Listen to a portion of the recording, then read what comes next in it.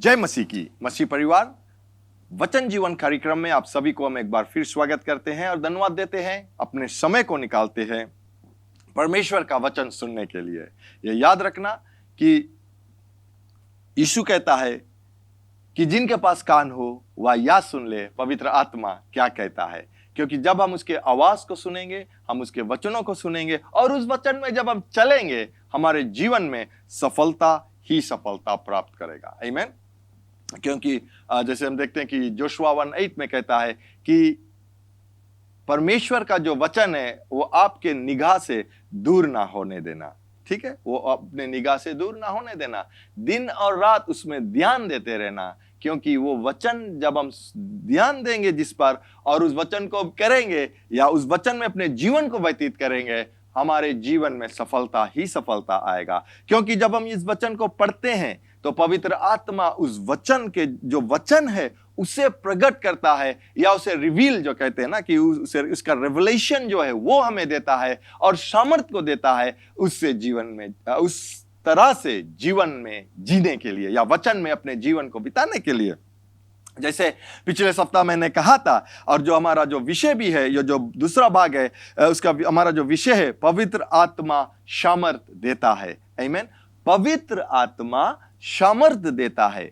पवित्र आत्मा हमें सामर्थ्य देता है। पवित्र आत्मा हमें सामर्थ्य देता है प्रभु यीशु मसीह की गवाही बनने के लिए। आमीन। पवित्र आत्मा हमें सामर्थ्य देता है प्रभु यीशु मसीह की गवाह बनने के लिए। पवित्र आत्मा हमें सामर्थ्य देता है कि हम प्रभु यीशु मसीह का वचन में जीवन बिताने के लिए। ओ हालेलुया।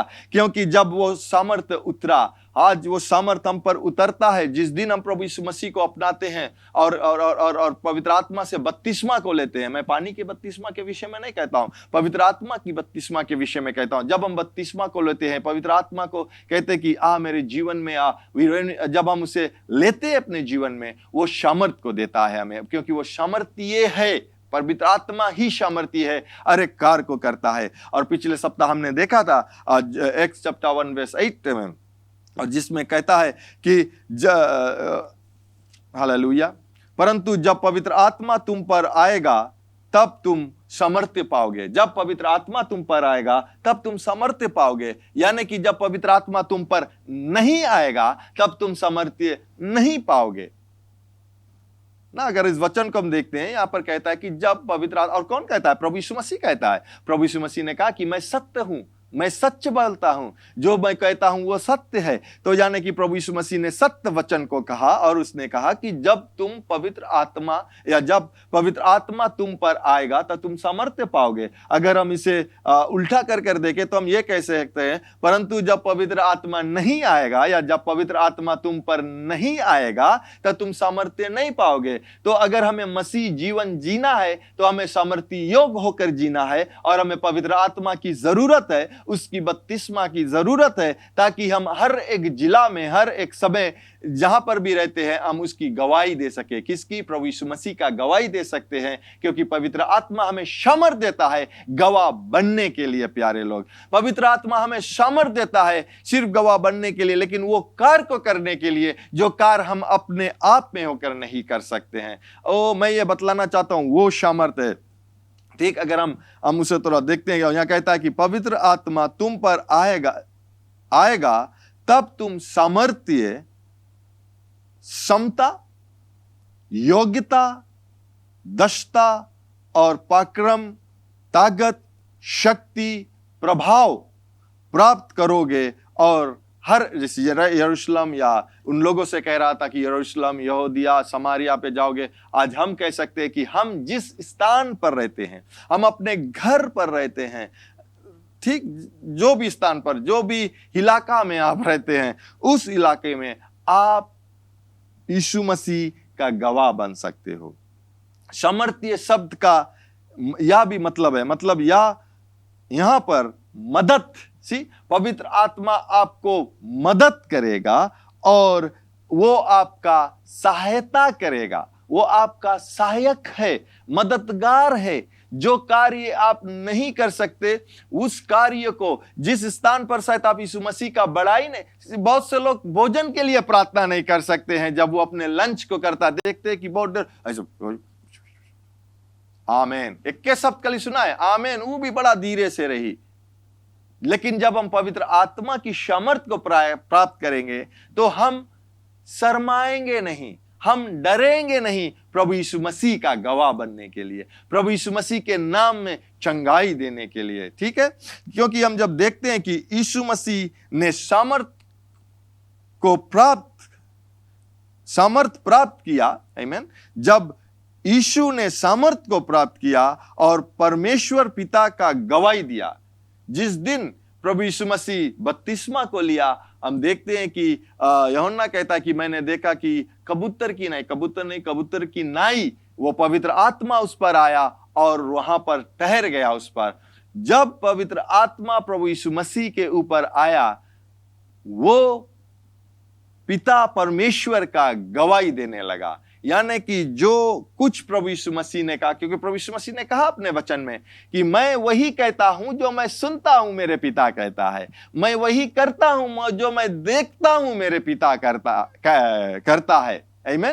तो अगर प्रभु यीशु मसीह को सामर्थ प्राप्त करना पड़ा, प्रभु यीशु मसीह को सामर्थ प्राप्त करना पड़ा, या प्रभु यीशु मसीह को पवित्र आत्मा को प्राप्त करना पड़ा, लेना पड़ा, तो हमें और आपको कितना जरूरत है पवित्र आत्मा का, क्योंकि पवित्र आत्मा ही सामर्थ प्राप्त लेकर आता है, सामर्थ देता है हमें प्रभु यीशु मसीह का गवाह बनने के लिए। आमीन। तो हम देखते हैं कि जब और हम लुक में अगर देखते हैं, लुक 14 से 19 हम पढ़ेंगे, ठीक, और देखेंगे यहाँ पर क्या कहता है कि क्योंकि ये एक स्थान है, यहाँ पर हम देखते हैं कि फिर यीशु पवित्र आत्मा की सामर्थ से भरा हुआ गलील के को लौटा। आमीन। यह किस समय का बात है? जब प्रभु यीशु मसीह 40 दिन 40 रात उपवास किया और शैतान का जो परीक्षा था उसे पास को किया, और उसके बाद में जब वो गलीली तक पहुंचा, धर्मशास्त्र कहता है कि फिर यीशु पवित्र आत्मा की सामर्थ से, फिर प्रभु यीशु मसीह पवित्र आत्मा की सामर्थ से भरा हुआ गलील को लौटा और उसकी चर्चा आसपास के सारे देश में फैल गया। जब आप पवित्र आत्मा के सामर्थ में भरे रहेंगे और वो सामर्थ के द्वारा कार्य को करेंगे, प्रभु यीशु मसीह की जो चर्चा है, आप जहां पर रहते हो उस आसपास में प्रभु यीशु मसीह का चर्चा, हम लोग कहेंगे ओ हमारी चर्चा मांगे चले, नहीं, हम इस्तेमाल होते हैं, जरूर लोग हमें देखते हैं, लेकिन लोग हम में प्रभु यीशु मसीह का देखना बहुत जरूरी है। और यहां पर जब प्रभु यीशु मसीह खुद था और कहता है कि उसकी चर्चा आसपास के सारे देश में फैल गए, और वह उन्हीं आराधनालय में उपदेश करता रहा और सब उसी की बड़ाई करते थे। और वह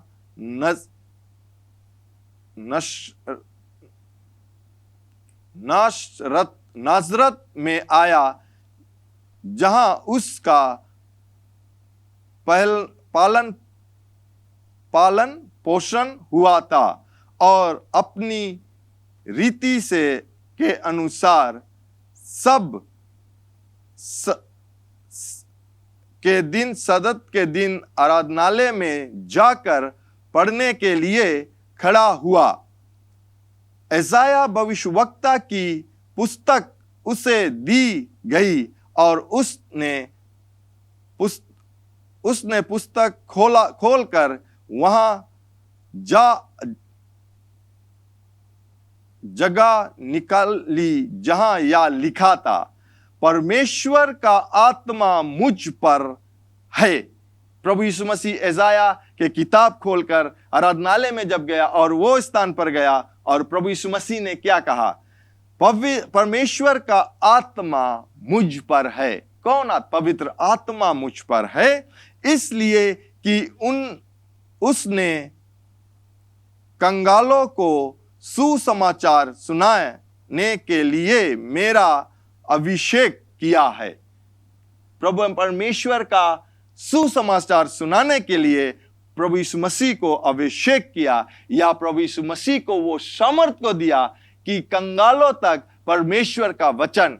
अगर यहां पर लिखा हुआ है कंगाल, इसका मतलब यह नहीं कि उन लोगों के पास पैसा नहीं था। अगर हम देखते हैं कि अगर हम किसी को कंगाल कह सकते हैं, उन लोगों को कह सकते हैं जिसके पास प्रभु यीशु मसीह नहीं है। हालेलुया। तो यहां पर कहता है कि कंगालों को सुसमाचार सुनाने के लिए मेरा अभिषेक किया और मुझे इसलिए भेजा कि बंदियों को छुड़ाकर और अंधों को दृष्टि पाने का सुसमाचार प्रचार करूं और कुचले हुए को छुड़ाऊं और प्रभु के प्रसन्न रहने के विषय का प्रचार करूं। यहां पर हम देखते हैं कि जब प्रभु यीशु मसीह सामर्थ से भरा और सामर्थ से भरकर जब वो यरूशलेम को लौटा, सामर्थ से भरकर जो अपने स्थान पर, अपने जहां पर उसका जन्म हुआ वहां पर भी आया, वो सारे जिला पर गया और जाकर बहुत से कार्य को किया। आमीन। कब वो कर सका?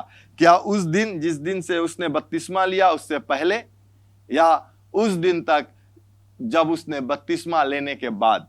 बपतिस्मा लेने के बाद जब पवित्र आत्मा उस पर आया, प्यारे लोग, वो पवित्र आत्मा सामर्थ लेकर आया। और यहां पर हम देखते हैं कि पवित्र आत्मा का सामर्थ बहुतायत से आया। आमीन। और फिर हम चलो देखते हैं मैथ्यू 8 से लेकर 17 तक, 8 से लेकर 17 तक हम लोग देखते हैं। मैं ये दिखलाना चाहता हूं कि प्रभु यीशु मसीह पर जब प्रभु यीशु मसीह ने सामर्थ को पाकर परमेश्वर का गवाह बना, उसने गवाही दिया परमेश्वर का। और यहां पर कहता है कि और यीशु ने पतरस के घर में आकर उसकी सास को तेज बुखार में पड़ा देखा। ठीक मुझे याद होता है, अगर हम किसी को देखते हैं कि वो अगर उसे किसी प्रकार का बीमारी रहता है तो हम क्या करते हैं प्यारे लोग? क्या करते हैं?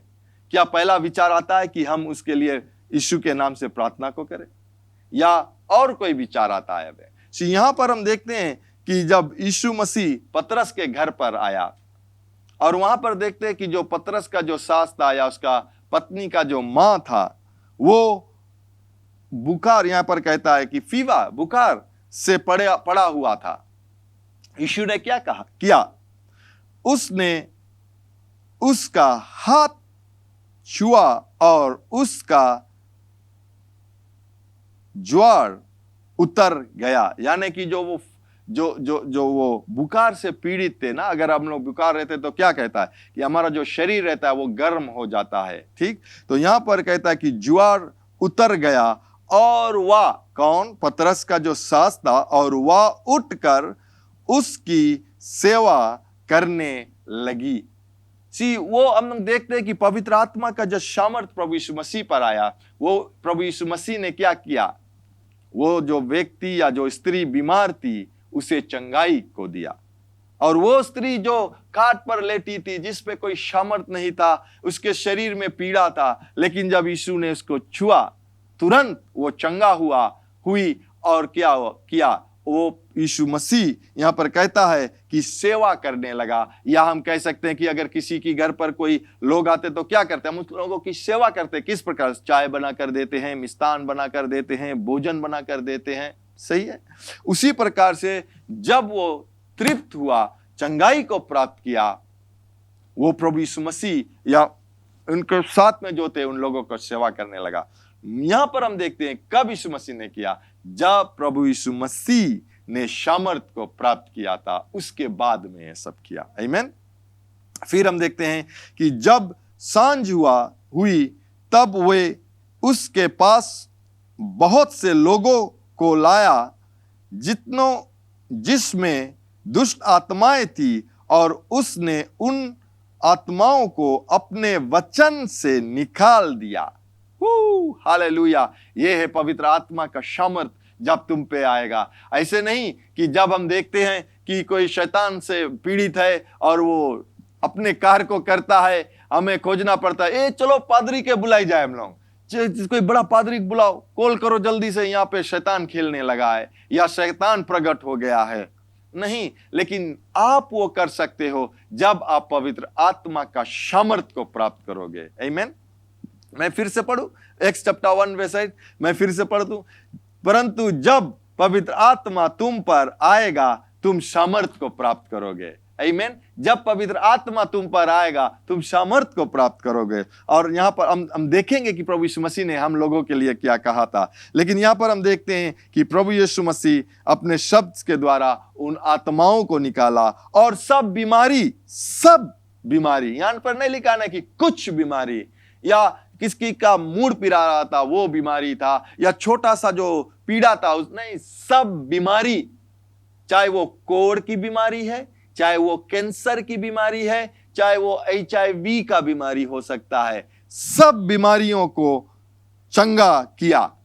आज आप भी ये कर सकते हो, ताकि जो वचन यशुआ भविष्यवक्ता के द्वारा कहा गया था वह पूरा हो। उसने आप हमारे दुर्बलताओं के लिए ले लिया और हमारी बीमारियों को उठा लिया। आमीन। तो हम यहां पर देखते हैं कि प्रभु यीशु मसीह जब सामर्थ्य हुआ वो पिता का गवाह बन गया। आज जब प्रभु यीशु मसीह हम लोगों से कहता है कि जब पवित्र आत्मा तुम पर उतरेगा तुम सामर्थ को प्राप्त करोगे और मेरा गवाह बनोगे। क्या मेरा सवाल यह है प्यारे लोग, मैं यहीं पर समाप्त करूंगा। मेरा सवाल यह है प्यारे लोग, क्या आप गवाह बनते हो? और अगर बनते हो तो किसका गवाह बनते हो?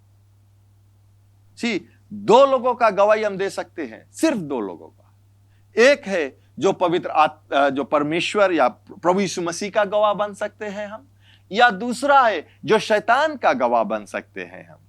तो चुनाव हमें करना है कि किसका गवाही हम देते हो। आप मसीह को अपना कर अपना जो स्थान है स्वर्ग में उसे सुरक्षा तो कर लिया है, लेकिन क्या आप उस जीवन को जीते हो? सवाल मेरा यह है कि क्या आप उस जीवन को जीते हो जिस जीवन के लिए प्रभु यीशु मसीह ने क्रूस पर बलिदान हुआ, वो अपने आप को हमारे लिए मर गया, लेकिन तीसरे दिन बाद फिर वो जी उठा ताकि वही सामर्थ हमें और आपको दे सके। जब यीशु मसीह तीसरे दिन बाद जी उठा, वो सामर्थ हमें देने के लिए, वो पवित्र आत्मा हमें देने के लिए। अगर यीशु मसीह तीसरे दिन बाद नहीं जी उठता प्यारे लोग, ये पवित्र आत्मा का सामर्थ हम नहीं प्राप्त कर सकते थे, हम पवित्र आत्मा को ही नहीं प्राप्त कर सकते थे। लेकिन यीशु ने हमारे और आपके प्रति, वो हमारे पापों को लेकर क्रूस पर बलिदान हुआ, उसे कब्र में गाड़ा गया, हमारा दाम को बढ़ा और तीसरे दिन बाद वो फिर से जी उठा ताकि वो हमें और आपको जो परमेश्वर का वादा था, जो गॉड का जो प्रॉमिस था, वो पवित्र आत्मा का जो वादा था, वो हमें और आपको दे। और प्रभु यीशु मसीह ने ये कहा कि जब पवित्र आत्मा तुम पर आएगा तुम समर्थ को प्राप्त करोगे गवाही देने के लिए। आज मैं आपको उत्तेजित करना चाहता हूं, इस समय उत्तेजित नहीं लेकिन चैलेंज करना भी चाहता हूं आपको कि आज से आप ये कहे कि आज से मैं कहीं पर खड़ा रहूंगा,